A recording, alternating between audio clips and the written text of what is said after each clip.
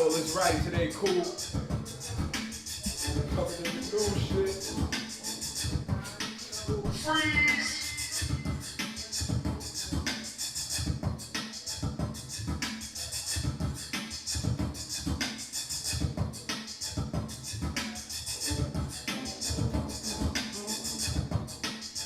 Talk to me, talk to me, talk to me, talk to me.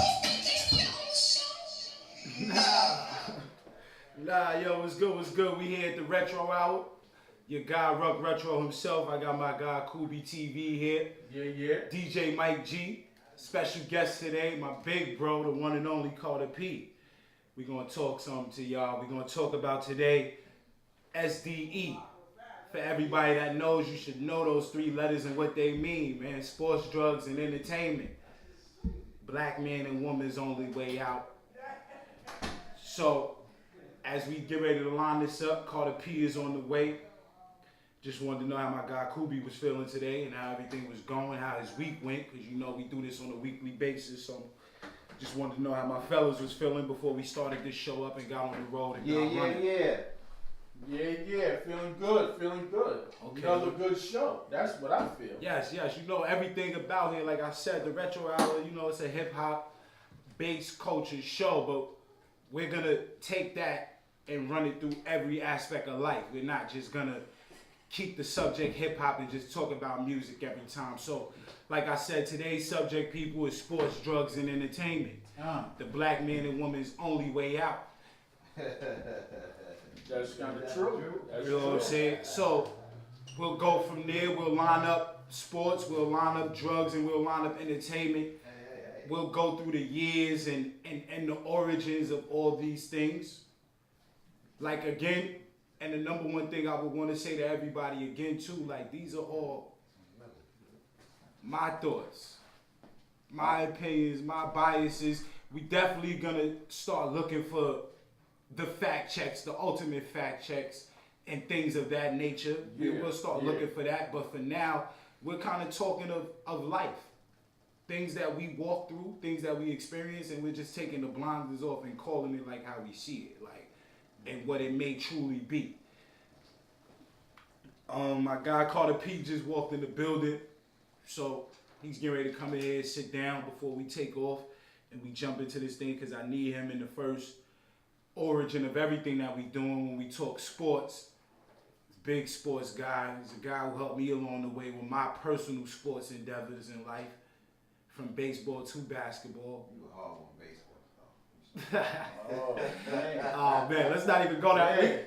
We're gonna have the sports discussion. I can honestly say I know me as a person.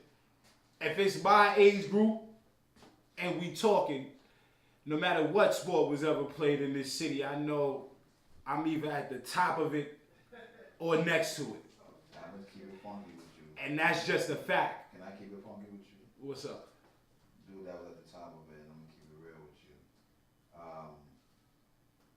Scooter, you know, he's doing what he's doing, but Scooter, Scooter was at the top, at one of the top. You guys. Nah, it was. You know, I will say this: if he was able to rap it like you rapped it, Yeah.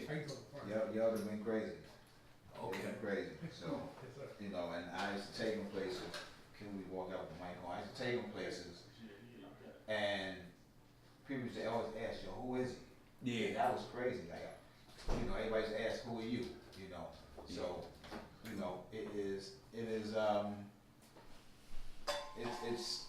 crazy. to see Nah, that. the talent. Go ahead. We definitely gonna sit up and have that Mount Vernon sports talk one day. That, like I said, I didn't want every show to just bleed into Mount Vernon so much, because I could talk about this city all day through every aspect. We from here. That's So what it's about. we definitely gonna sit up and have that sports talk, because there's so many of the talented individuals that sat in this city.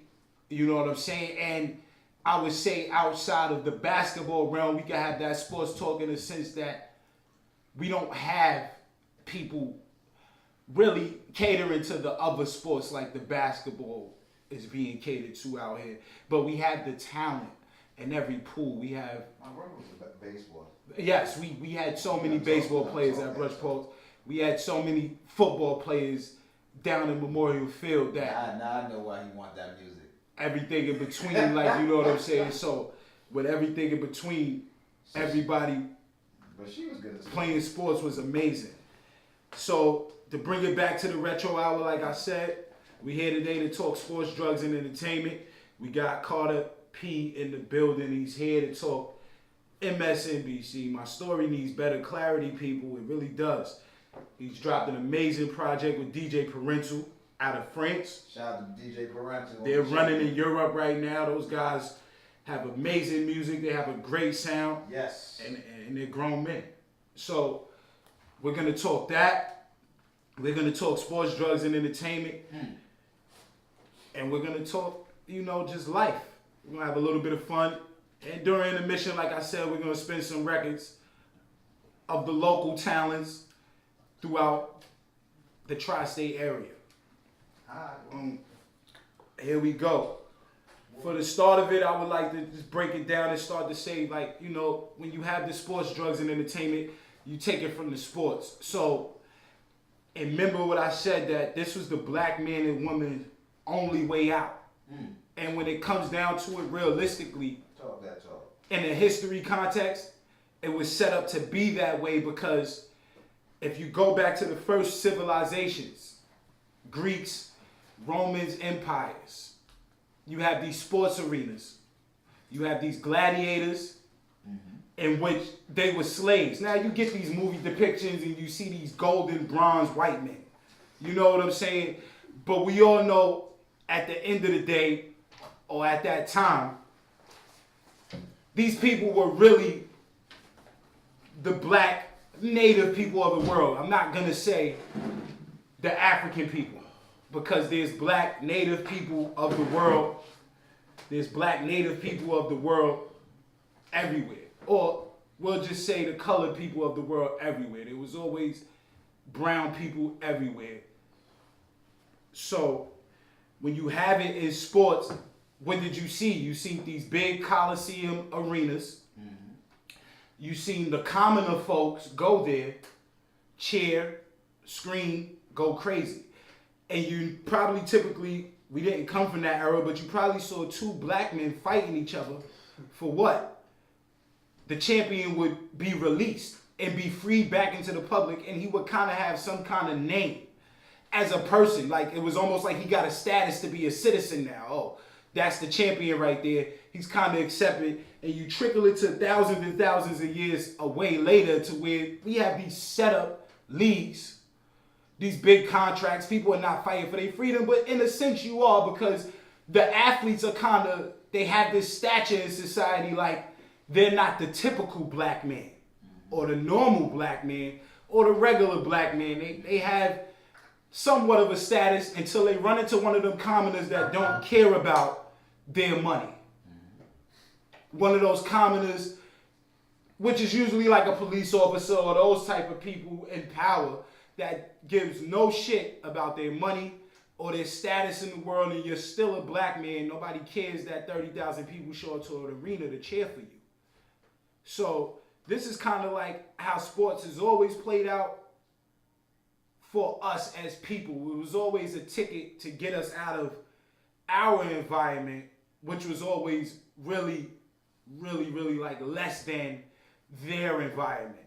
It was always a way for us to be noticed and accepted by their environments and their systematic structures of the way they set the world up, was to turn us into their athletes, their things to watch and awe of, because our physical being, like in the way we was built and the way we carried ourselves as people. Slow down for a second because my guy sat down, so just want to introduce everybody. My guy Carter P is now officially here. We here right now. MSNBC is out right now. My story needs better clarity.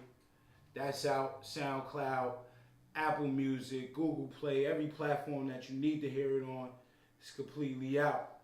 I'm in a room full of OGs, all from Mount V. He think I don't know his bars, but I know him. I don't need to write him.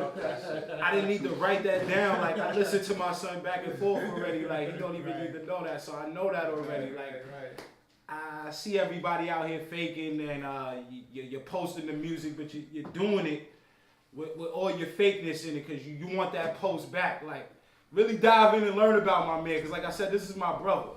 Over 20 years and running. So, it's nothing.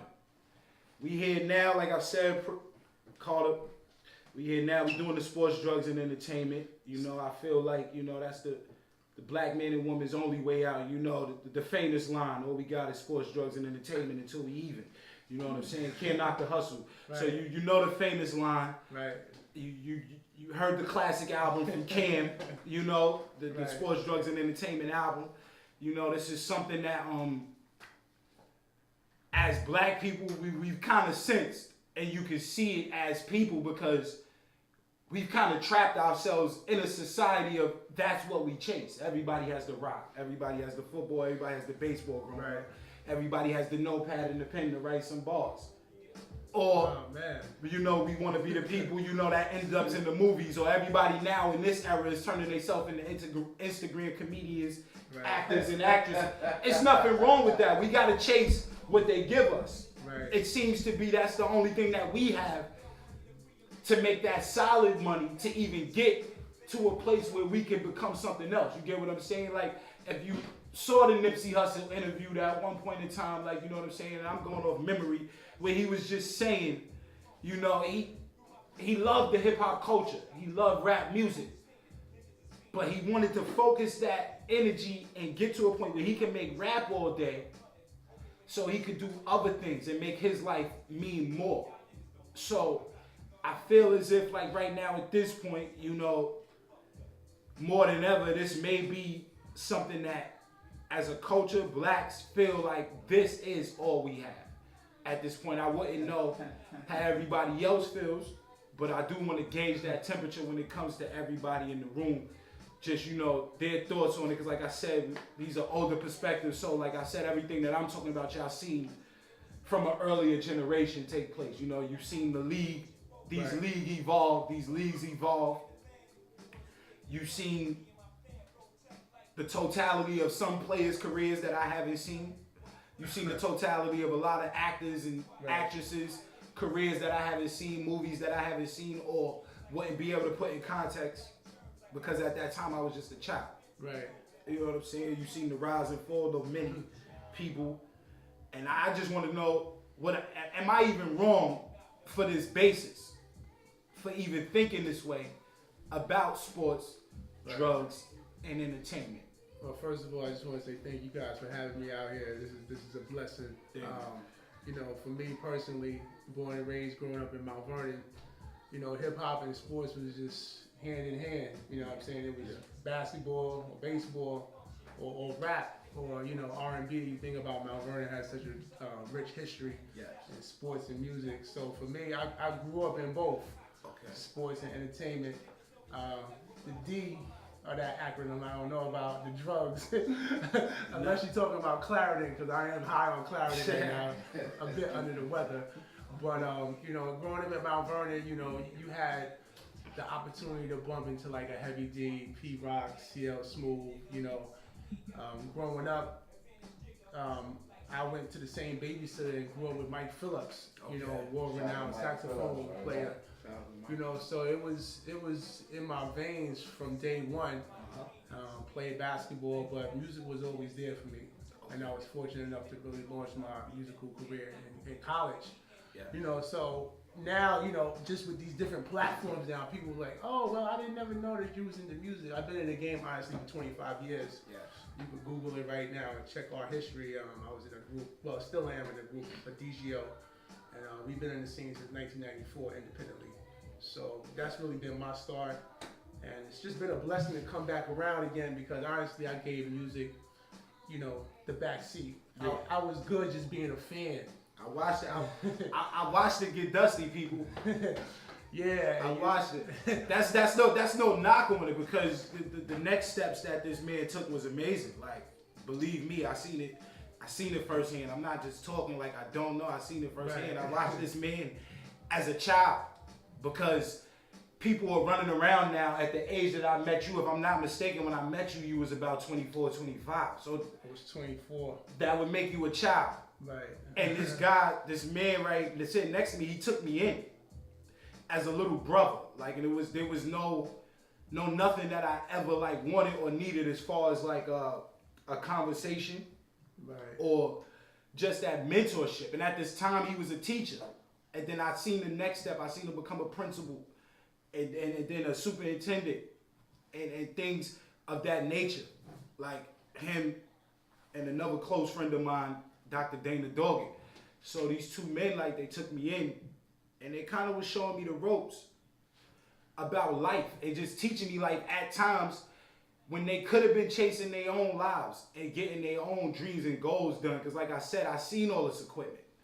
All his music equipment was in his house this whole time, and I used to touch it. And I used to fuck with it. He'd be like, "Yo, stop!" Like shit, like don't, like, you know what I'm saying? Because this is $1,000 of shit. Like this ain't no play money. Like this is real shit. Like, so I'm saying this. I'm happy too to see it come full circle because I know my God was like really invested in making music and wanting that life for his voice to be heard. But I know he also altered that and gave his time to a whole community and a youth of people. You know, let me just say with that too, like, you talked about the level of mentorship, and that's really key when you're talking about music because, you know, for me coming from Mount Vernon, you know, you always looked at the people that were on, and you look for them to like give a hand or an olive branch to like help you. I'm not gonna say that nobody didn't do that, but it wasn't as accessible as it is now with these platforms and just the camaraderie right now in Mount Vernon. I mean, it's a lot of great independent artists that's really doing good things, and what I'm seeing is a camaraderie amongst everybody because there's a lot of talent here in Mount Vernon. Mount Vernon's stars are born from Mount Vernon, right? I mean, we could go down the list, but if we don't stick together and provide some level of mentorship for ourselves, how are we going to go outside the 4 square miles and give it to somebody else? That don't even make sense to me.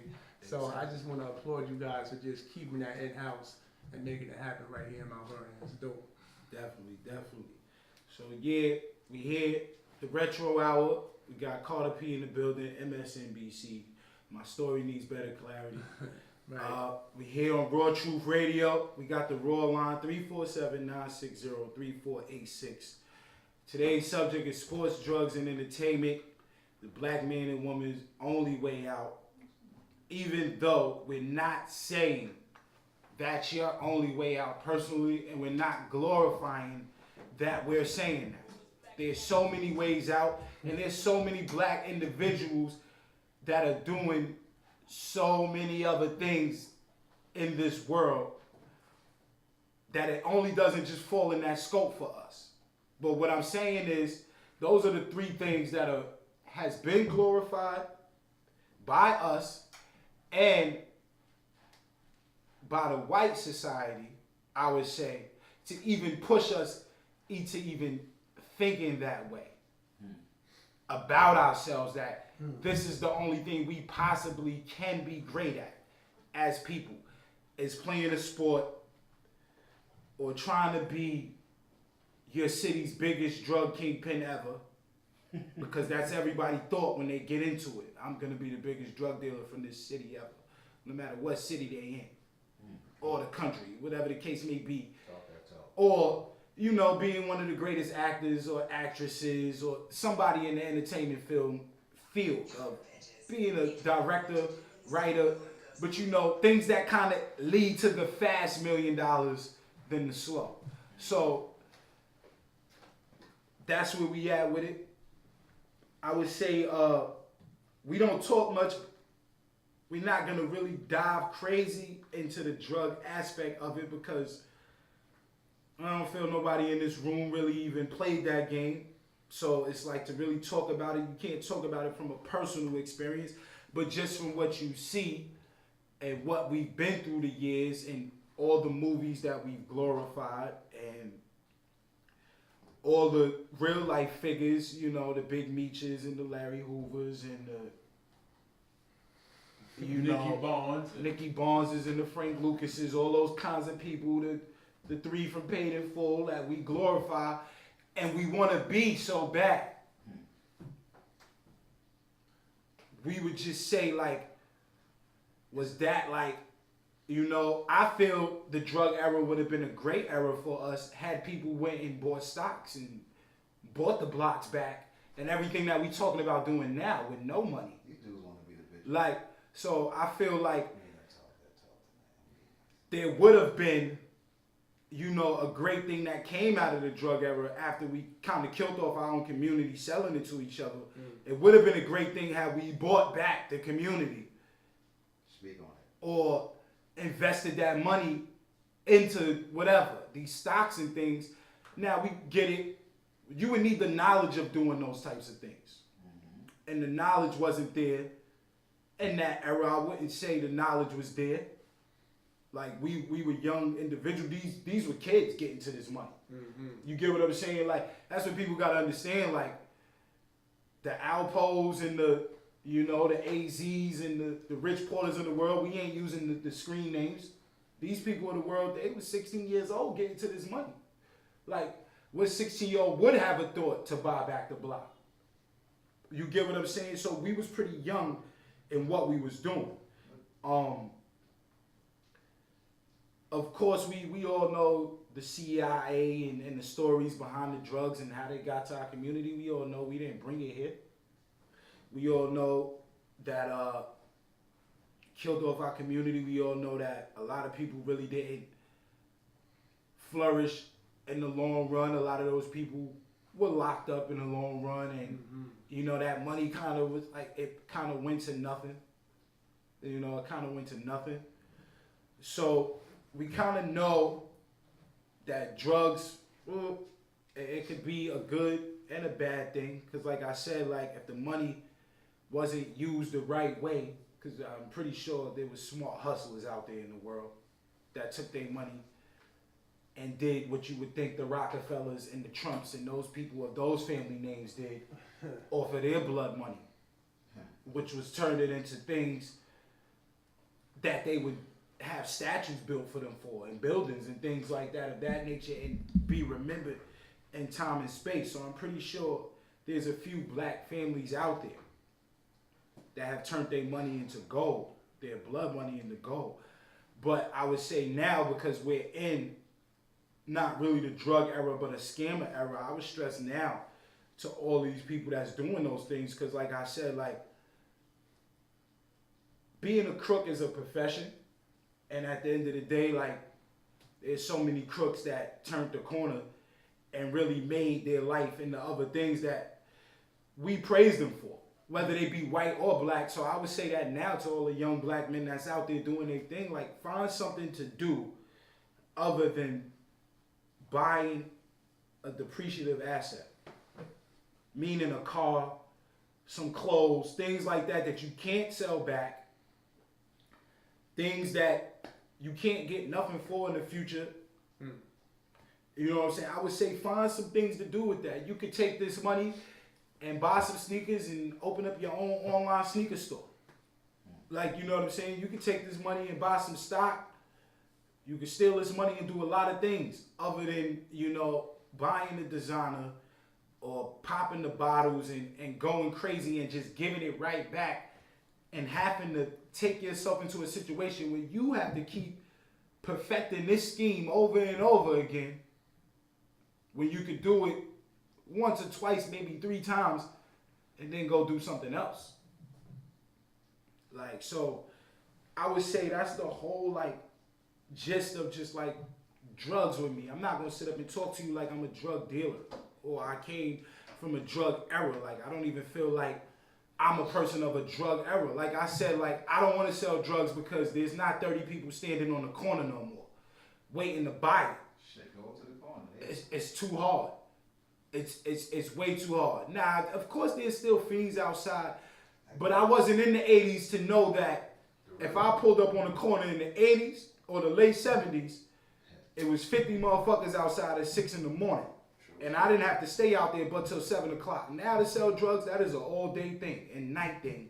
And that is a waste of time to me, realistically. I would say niggas is gay, but you know. Like, if you look at it, like I said, the 70s and 80s, if I woke up at 6 o'clock in the morning, I had $5,000 by 7 o'clock in the morning. And I was back inside and I wasn't being viewed by the law or none of that. Now you gotta stand outside all day just to make 200. Speak on it. Like, I respect it. Get your money.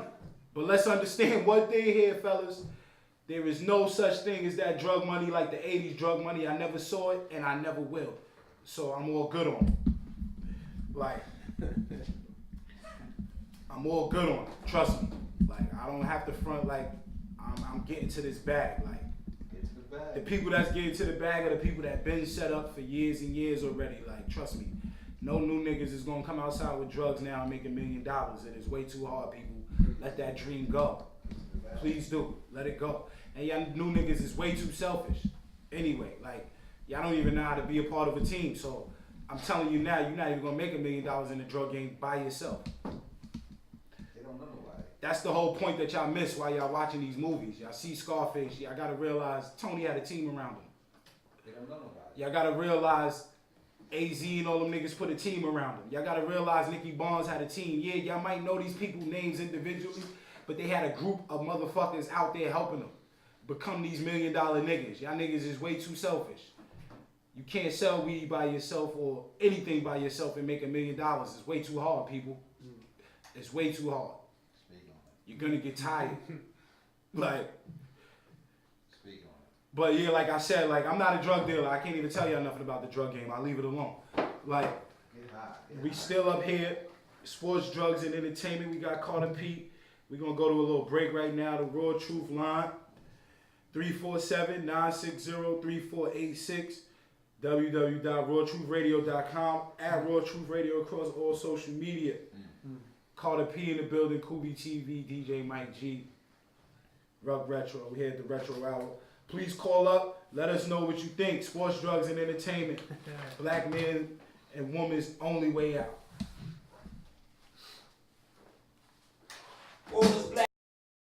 They called me. Talk to me.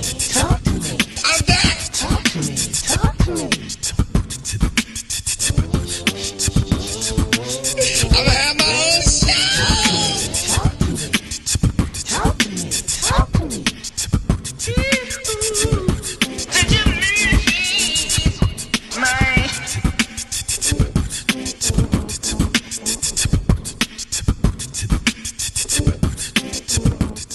Two effects of everything. So now we'll bring it down, like, you know, to the entertainment side. And when we say about entertainment, you would almost say this subject kind of just bleeds into the other two, because everybody will end up being entertainment, to down to the point where we've made our drug dealers entertainers at this point in life, as big as we have made them.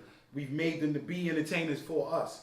So everybody, I would say the whole scope of all this kind of falls in entertainment, not just, you know, the actors and actresses and things of that nature. Just sitting up, like, looking at it, you know, like, we've always had like a entertainment game that was kind of like, you know, separate from the culture of entertainment, and then it was always like an entertainment game that I feel like we've created. We just don't get the credit for creating it, or, you know, maybe we just don't have the knowledge of knowing like what we've created at this point and the things that we've brought to the table. You can stop saying that. What?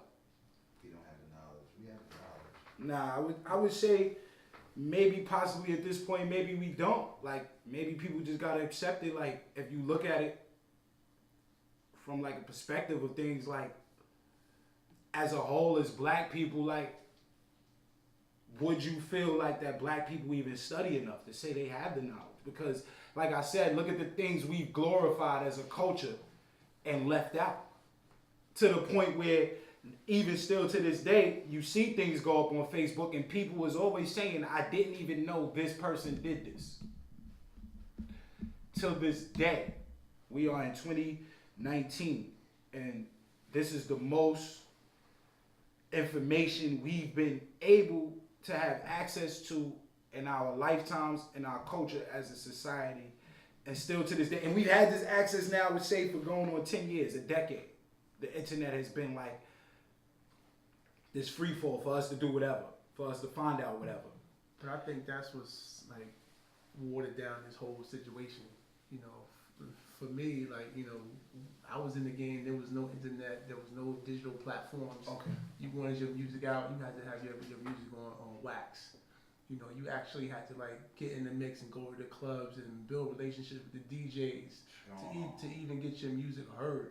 Yeah. Now it's just so easy to put a record together. You can put a record together in your bathroom and press send, and it's out there. You know, I think that's what's watered the whole game down tremendously. And you know, you got a lot of people out here talking about, oh, the '90s.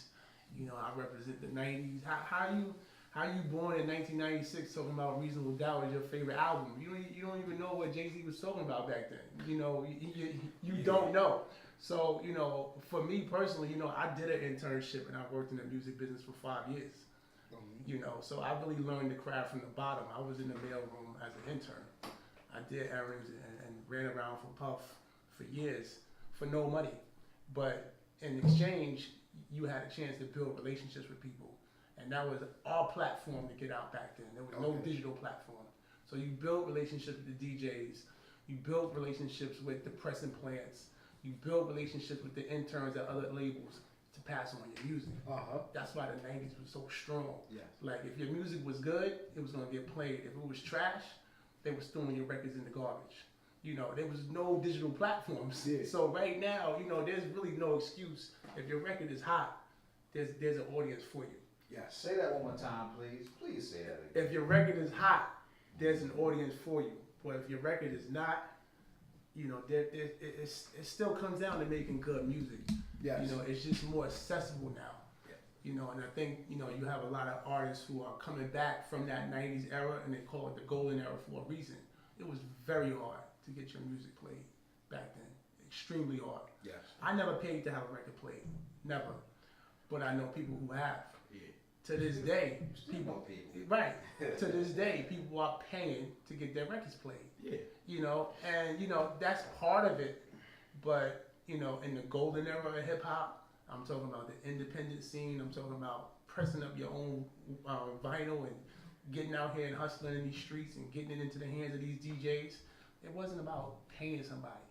It was, yo, your music is hot, good looking out. I'm gonna play it. Thank you for the support.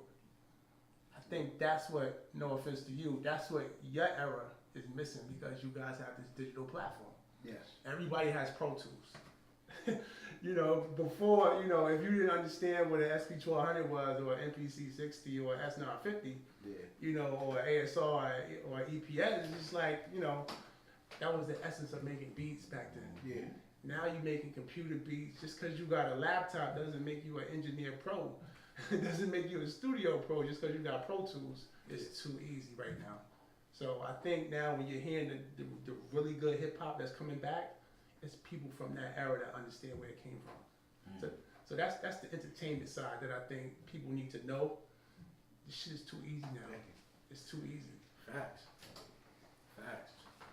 That's major, because I would look at it the same, even though me being of younger and being around, like, you know, just what's going on now, you would look at it the same. Like I said, like my music would start like around, like, you know, just like 99. That's a big year. Like around those times, like, you know, like me being like 7th, 8th grade. And, you know, we started out like on the computer, you know, trying to like record ourselves into the computer and just like, you know, Right. Audacity and all those little programs and software things. They was like, you Fruity know, Loops. yeah, those things that was out then. Right. And then my guy Oak, he had got an MP, which you say he got an MPC 60, like, you know what I'm saying, he got one of those then, and a Triton, and Okay. he started making beats, Right. you know, and things like that of that nature, and just, you know, we started to take it that way and run it like, you know, kind of like through the, you know, like the analog of just like a stereo system, like just having like that and things of that nature, making music that way. And you know, like you kind of just fast forward and now everything, you know, fast forward to my college days and you get it and it's everything is like, you know, it's like Cubase. But at that time, GarageBand and all that came in the computer. So that's what kind of got me back into it even in college. It was just like I was sitting there looking at the MacBook and I opened up GarageBand and it was like that shit was there to like record. And like I said, you know, me kind of like, you know, sitting the bench and all that, and then Biggs one night just kind of like freestyled in front of the campus. And when that happened, I kind of just went back to my room and was just like on some like, yo, now I'm about to, you know, open the books back up and get back into it. And then from there, like I kind of never stopped, Right. you know, and then I sat up with people that I know that engineer. When I came home from college, people that I know that engineer, Buck 1000. He's a murder engineer. My guy Oka Boy was down with Rough Riders for years, recording The Kiss of Death, Champ is Here, those mixtapes, Gangsta and the Gentleman. So I sat up with all these guys and just started to learn things of how I would maneuver Pro Tools, which things I could know, things like that. And then the rest, you know, is like kind of like, you know, just YouTube. Just kind of YouTube sourcing it out. And then just like, you know, hands-on experience. Those are great resources, but like I said before, all of these resources now, there's no reason why your music should not sound a certain type of way. You Yeah. just reference looking at YouTube. You just reference being in the studio with some major producers. You know, you have that knowledge, Yeah. that mentorship, that level of knowing somebody teaching you. You know, a lot of people don't have that, and that's vital to creating your own sound. Fact. Rough Riders So, had you know, and then you have, I would say like, you know, I would say through all these fields of things, we've had our people that we've, you know, we've made legends, or just what we want to call now the GOAT. Like, now I would say on all these tiers of things, we've had athletes that I feel like tried to help us in a cultural way, community way, meaning, you know, the Muhammad Ali's, modern day LeBron James. These are people that I feel like was trying to push the culture forward. Jim Brown, Kareem, you know, these guys are trying to push forget the sport. They was trying to push the culture forward. Like, you know what I'm saying? Show us other than the sport. Like, you know what I'm saying? I would even look at, like I said, I would look at a Bumpy as the drug dealer, you know what I'm saying, that he didn't really care about everything. Like, you know what I'm saying? Yeah, he had the millions of dollars, but it was more about building Harlem Right. than him just making the money. Like, you Right. get what I'm saying? It was about really building Harlem into something. And we've had drug dealers like that as well. Like, you know what I'm saying? That cared about the shit that was around them, their surrounding environments and communities. And then, you know, you have your entertainers and, you know, the people that would sit up there on the throne that tried to push the culture forward. Because I don't care what anybody say. I would say Bill Cosby was somebody that was always trying to push the culture forward. Like, as far as how we should kind of represent ourselves. Right. And things of that nature. I get what he did and things like that of that nature. He tried to play the same game that he seen being played in front of his eyes. You know what I'm saying? And in the long run, that came back to bite him in the ass because they was going to hold down what they needed to hold down to make sure they got him when they needed to get him. You know, So- from that sports aspect, though, I think LeBron has set the bar with as far as giving back to your community. You know, it really touched me when he opened up that school in Akron, Yes. because, you know, I watched LeBron as a young person, you know, just coaching. I watched him since he was 13, and I always had the same people around him. Exactly. It was the same people that played ball with him. It was the same people he grew up with, and it wasn't surprising that he went back to his community and opened up that school. That school. And, you know, for me, that right there set him apart from any other basketball player or athlete, you know, right now. You could say the same thing for Nipsey Hussle. I know it's popular to talk about him right now, but what he did for his community and what he set forth for his children and his Exactly. legacy, you know, far outweighs anything he did in a vocal booth. Yeah. You know what I'm saying? And I think when you are given that platform to impact not just your area expertise, but like your culture, your community, that sets you apart from everybody else. Set you apart majorly. And that's what I kind of, you know, just wanted to talk about when I said, like, you know, the major players in these things from beginning to end, that was always like, you know, They knew they was great, and they knew the public loved them, especially their own people. You can't be great if you don't bring nobody with you, though, right? Exactly. How great are you? Because Exactly. you know, one day you're not gonna be able to bounce that ball. One day Exactly. you're not gonna be able to grab that mic and stick that 16. Now- but you gotta be able to bring somebody else on Now- and leave your legacy. As you say that, you would say, this is what is kind of happening to Michael Jordan at this point in his life, because he's not dribbling or things of that nature. So that love is kind of not there no more for him. And now everybody is starting to realize the selfish tendencies and all that shit that was in him as a person. Forget the basketball player. We're talking about Michael Jordan, the person. Now, granted, he comes from an era and a time and place where black people did things in silence. Like, you know what I'm saying? Because they didn't want that backlash kind of. Yeah. They didn't want that backlash kind of from the media or that kind of light on them. I don't know why. It's always been a tricky subject, and the thing that always confused me was that why would black people be scared to help their own and be nervous of the attention they would get because they was helping their own? That never makes sense to me. Think about LeBron when Hillary Clinton was running for president. Yes. He attached himself to her campaign. You think about Jay-Z, he did the same thing. You can't think of one person politically that Michael Jordan attached himself to. Yeah. Why? He didn't want to get too messy like that. He wanted to stay in the background. Or could he have always seen that he just didn't want to be niggas' puppets? Could that be the case? Because at the end of the day, you can't absolve. You can't say these niggas are attaching themselves to people. I'm never going to absolve Hillary Clinton. She called us animals at the end of the day. And then at the end of the day, her husband set forth in his regime. I'm not going to say her husband, but a lot of black people like to give a lot of credit to Bill Clinton for no reason. Because now that I am older, the shit that he did and put in place after that damn saxophone solo that everybody fell in love with, Right. killed us. Regardless of what y'all want to say. It killed us. And they were on record as people calling us animals. So I could never absolve Hillary Clinton, and I could never get behind any black person that would even puppet themselves to be next to them. Like, I get it. I get it totally. Like I said, like, I'm just not for the song and dance no more, because we've seen this song and dance since James Brown sat up with Richard Nixon. Speak on it. Speak on it, God. Of the black people walking in the Oval Office, and it's the same song and dance till now with Kanye and Trump. So I'm really not even for the entertainers aligning themselves with politicians, because for me, all politicians is dirty, and until somebody becomes a president that doesn't have Democratic or Republican next to him, I will never care for the politic game, because So where do you have to be independent? I would have to say that, because at the end of the day, the only thing Democrats and Republicans have shown me is that their money controls the world. Well, we know.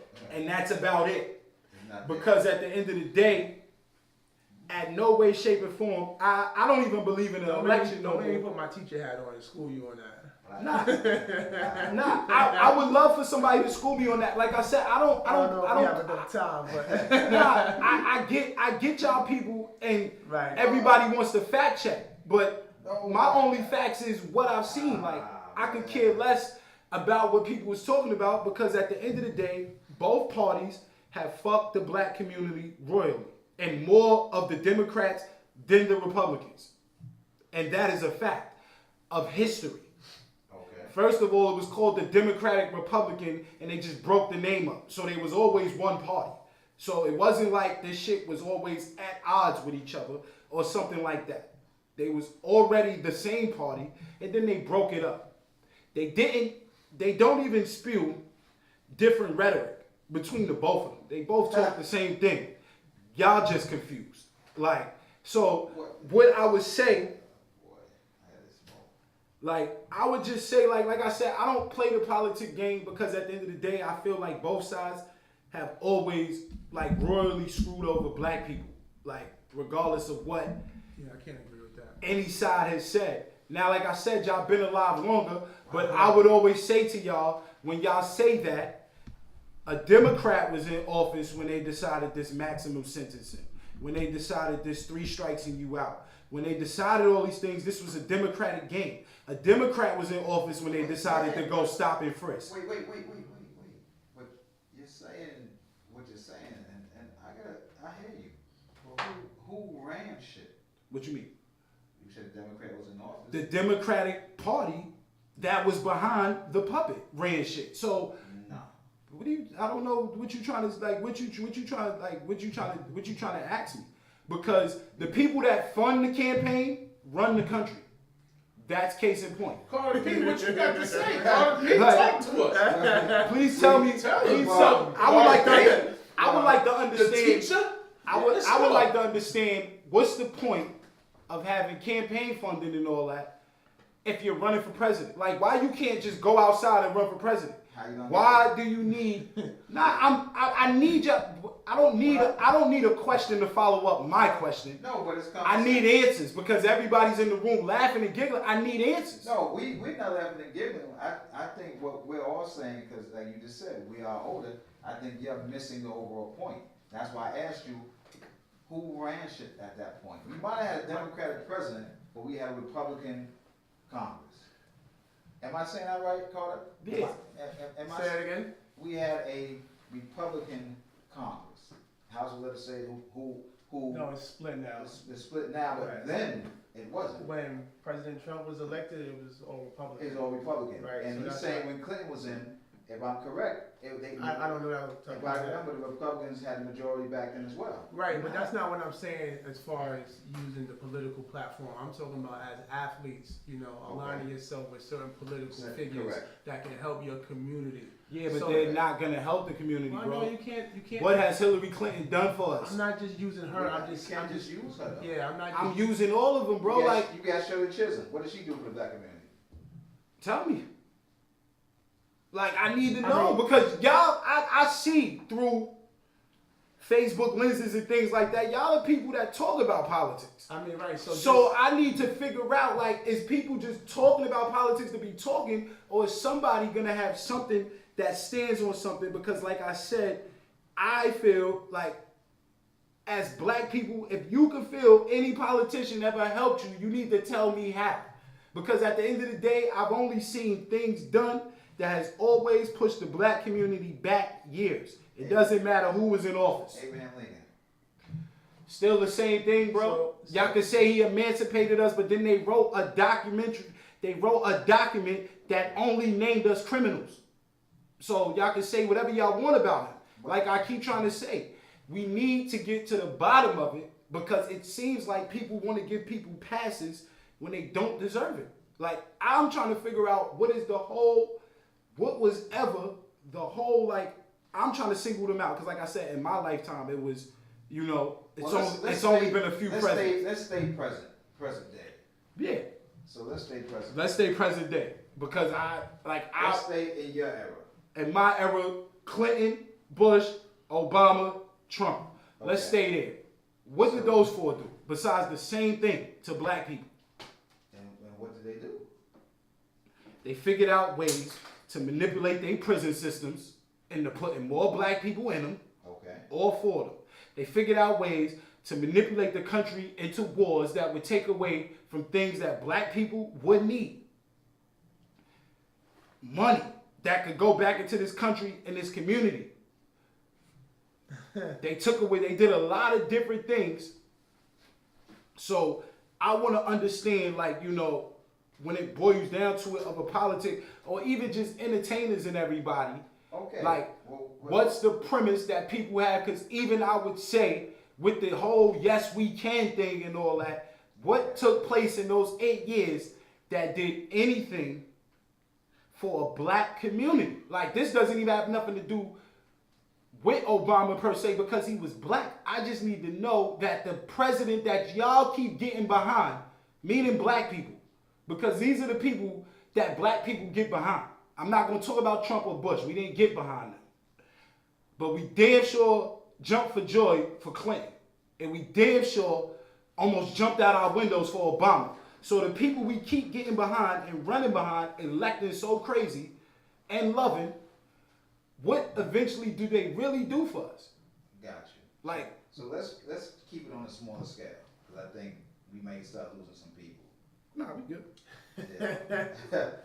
Yeah. That was my whole thing. Like, we already it's going crazy behind the scenes here. yeah, nah, because Shout out to I'm just trying to figure that Well, out.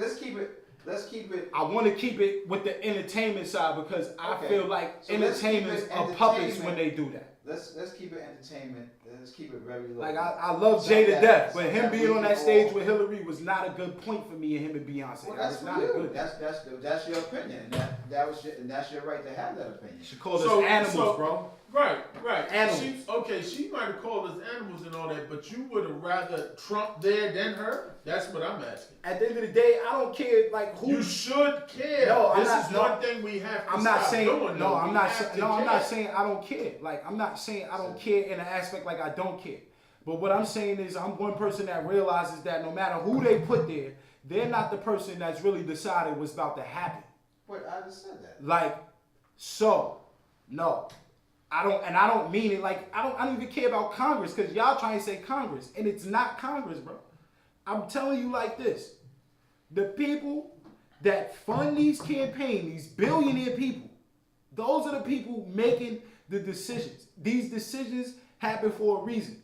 Well, we have Everything that That's why we have lobbyists. you can't tell me, you can't tell me that certain things is happening in a certain way because of like a whole Congress, like, or a whole selection committee, and everybody is trying to like, oh, well, we want shit to go this way or we want it to go that way. No.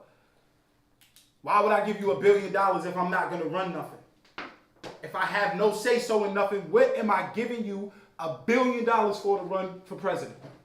As a private person, as a private citizen, what is that money for? What do you mean? It's called political favor. We all know that.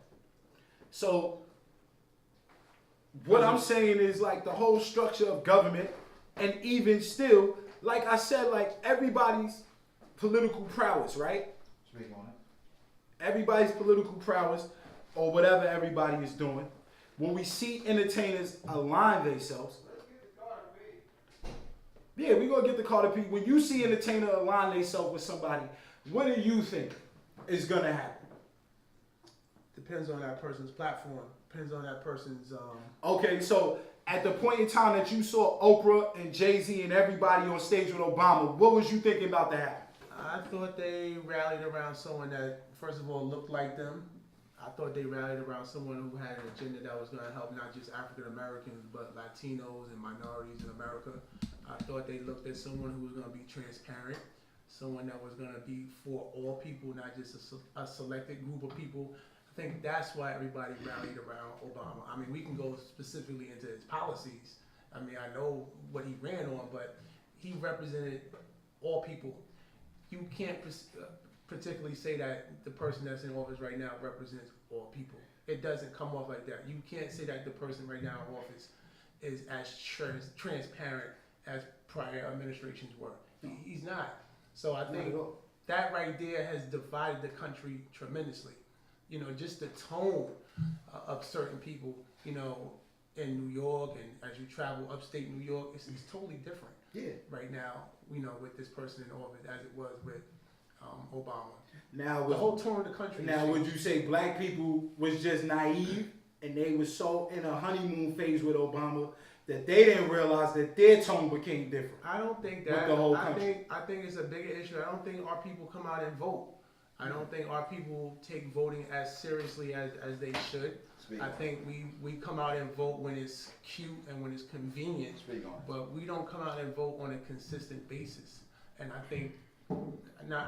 know that's the root of a lot of issues Right. because candidates slip through the cracks because we don't come out and vote Okay. on a consistent basis. On a consistent basis. Yes. So you feel like because they dangled Obama in front of us. Well, you could look at That was the governor race in Georgia when Stacey Abrams was running, and you had so many voter suppression issues with people not being able to vote, polling places closing at certain times because it was cute to come out and vote then. But had our people exhibited a force to come out and vote on a consistent basis, that wouldn't happen. Correct. That wouldn't happen. but you know, it's cute. It's Now- convenient to vote. Oh shit, my fault. It's convenient to vote because you have someone running of color, but it shouldn't be of color. It should be who's the best candidate. Who's the best candidate running? Now, I would say like at this point, since we've seen so many votes get tampered with throughout history, right? Not just history. Just go back into the latest election in Georgia. Now that's what right. you're What's happening? this is what I'm saying. So what I'm saying to you, like, what y'all even saying? Because this is what I've been getting my whole life since I was a kid in elementary school. It's very important for black people to vote, right? And it kind of seems now that I'm up here, this age, it kind of seems more black people are voting, regardless if we're not. You know, we still ain't get the point. It's definitely way more black people voting than when I was a child.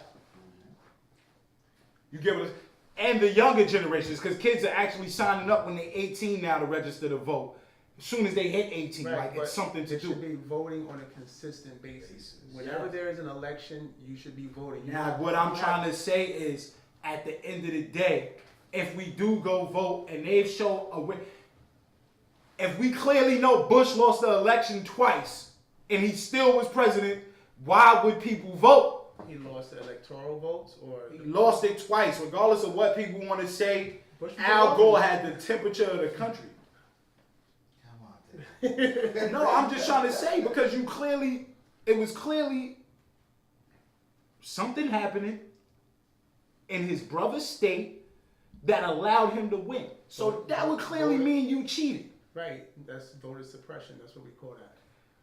Tampering votes. Voting Same- booths went missing during Bush election. That's tampering So, with votes. Exactly. So if they clearly have been cheating since day one, what would it matter if black people vote? First of all, The reason why a lot of this stuff is going on now more than ever is because we are coming out and voting.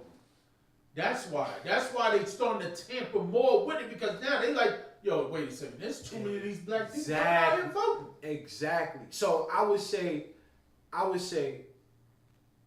would you really feel like Donald Trump won that election? Or would you just really feel like, would you really feel like, No, I'm gonna tell you. because regardless of what anybody said, I said it from the first moment this fool stepped on TV and said he was running for president, that he would be president, regardless of who ran against him.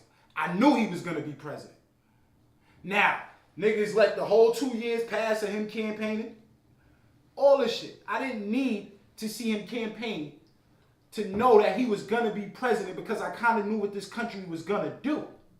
So this is what I'm saying, like, why can't everybody else see it that way? Because if you thought somebody else was going to be president, you was highly wrong. Like, I knew no matter what took place that day, he was going to be the president at the end of it. Why, you knew the Russians were tampering with No, it has nothing to y'all. that has a lot. Y'all, It no, was that. Listen, no, it was I just that, know then this it was country. her- First of that all, was- we that just was- came off our first black president. I know this country. Bush sent us to the worst financial and economically placed spot we could ever be in. And what was their answer for it?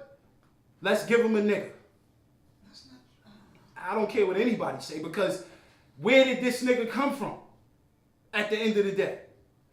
We've had so many niggas try and build their status up to being president, to have one just come from out of nowhere, and it's like, boom, he win. Well, he didn't come out. He didn't come out. He Nowhere. didn't. I wouldn't say he came out of nowhere, but at the end of the day, he just won.